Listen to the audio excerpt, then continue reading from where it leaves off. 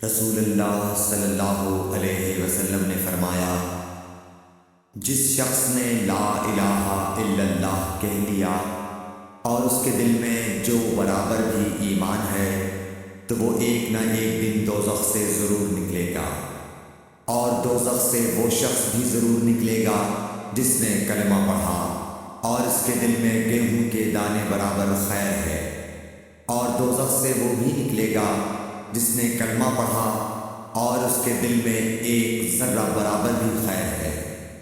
صحیح بخاری حدیث نمبر 44۔ ایک یہودی نے حضرت عمر بن خطاب رضی اللہ تعالیٰ عنہ سے کہا کہ اے امیر المومنین، تمہاری کتاب قرآن میں ایک آیت ہے جسے تم پڑھتے ہو، اگر وہ ہم یہودیوں پر نازل ہوتی تو ہم اس کے نزول کے دن کو یوم عید بنا لیتے۔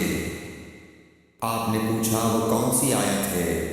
اس نے جواب دیا، سورہ مائدہ کی آیت کہ آج میں نے تمہارے دین کو مکمل کر دیا اور اپنی نعمت تم پر تمام کر دی اور تمہارے لیے دین اسلام پسند کیا۔ حضرت عمر رضی اللہ تعالیٰ عنہ نے فرمایا کہ ہم اس دن اور اس مقام کو خوب جانتے ہیں۔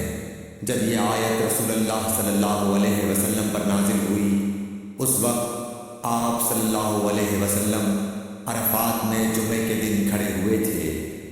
صحیح بخاری حدیث نمبر 45۔